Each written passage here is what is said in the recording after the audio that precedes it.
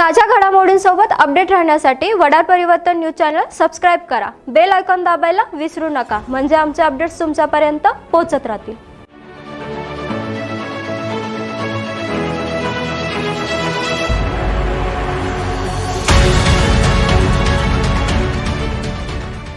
नमस्कार, वडार परिवर्तन न्यूज मध्ये आपले स्वागत आहे. मी प्रणाली. चला तर मग पाहूयात आजच्या काही ठळक घडामोडी.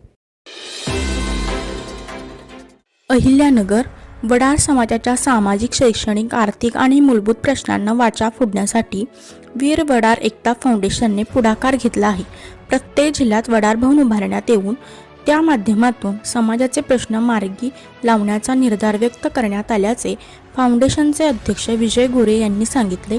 वडार समाजाला एकत्रित आणण्यासाठी वीर वडार एकता फाउंडेशनच्या पदाधिकाऱ्यांचा राज्य जनसंपर्क दौरा व संघटनात्मक अभियानास प्रारंभ झाला.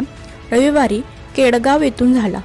यावेळी अध्यक्ष विजय गोरे, रवींद्र शिंदे, राजेंद्र ननवरे, माजी नगरसेवक नितीन शेलार, रमेश जेठे, बिंदू लष्करी, सचिन शिंदे, टी.एस. चव्हाण, ब्रह्मा धोत्रे, रमेश धोत्रे, नागेश चौगुले, सचिन कुसाळकर, संदीप कुसळकर आदी समाज बांधव उपस्थित होते.